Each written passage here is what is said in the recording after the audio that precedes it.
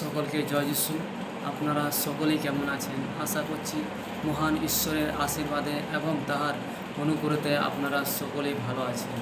আসেন আজকে বাক্য দেখব, আর বাক্য দেখব আমরা বাইবেল থেকে প্রেরিত পুস্তক তার 16 অধ্যায় আর তার 25 পদ থেকে আমরা দেখব।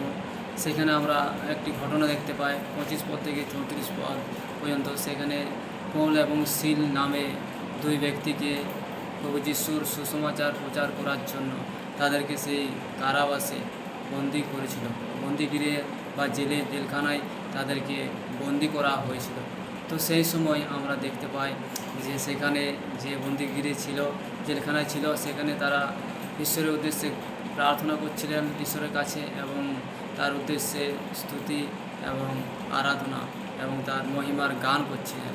আর সেই গান এবং প্রার্থনা করার সময় সেখানে এক ঘটনা ঘটেছিল কি, সেখানে যে গান আর সেই প্রার্থনা করছিল, সমস্ত যে কয়েদি ছিল সে জেলখানার মধ্যে, তারা সকলে সেই গান এবং প্রার্থনা শুনছিলেন।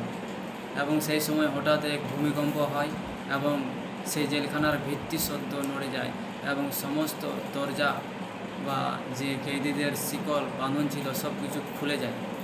তো সেই দেখে জেল রক্ষক, তিনি সেই জেল রক্ষা করছিলেন, তিনি দেখে তো ঘুম থেকে উঠে জেগে দেখলেন যে সব দরজা খোলা। সে ভেবেছিল হয়তো সব কয়েদি চলে গেছে, বাইরে চলে গেছে, সেই কারণে সে নিজেকে আত্মহত্যা করার চেষ্টা করেছিল। কিন্তু পৌল এবং সিল তাদেরকে বাধা দেয়, সেই জেল রক্ষককে বাধা দেয়। সেই কারণে সেই জেল রক্ষক বলে যে, বলুন আমাকে পাপের থেকে উদ্ধার পাওয়ার জন্য আমাকে কী করতে হবে। তো সেই সময় পৌল এবং সিল তাদেরকে সেই জেল রক্ষককে বলেছিল যে, তুমি এবং তোমার পরিবার প্রভু যিশুর উপরে বিশ্বাস করো, তবেই পাপের থেকে উদ্ধার পাবে।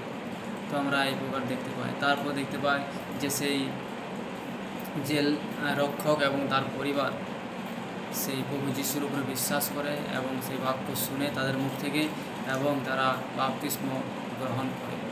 তো যারা ভিডিওটি দেখছেন, যারা এখনও বাপ্তিস্ম নেননি, অনেক দিন হয়ে গেছে, হয়তো 1 বছর 2 বছর 6 মাস, আরও হয়তো অনেক বছর হয়ে গেছে, কিন্তু আপনারা কোনো প্রভু যিশুর যে বাপ্তিস্ম, সেই বাপ্তিস্ম আপনারা গ্রহণ করেন নাই। তাই আমার প্রিয় ভাই এবং বোনেরা, যারা এখনও বাপ্তিস্ম নেন নাই, প্রভু যিশুর সন্তান হন নাই, তারা প্রভু যিশুর সন্তান হন এবং সেই তার মধ্য দিয়েই আপনারা উদ্ধার পেতে পারেন। তো ঈশ্বরের বাক্য এই বলছে, আজকের বাক্য, এই বাক্য দিয়ে আপনাদের সকলকে ঈশ্বর প্রভু যিশু আপনাদেরকে আশীর্বাদ করুক। সকলকেই জয় যিশু।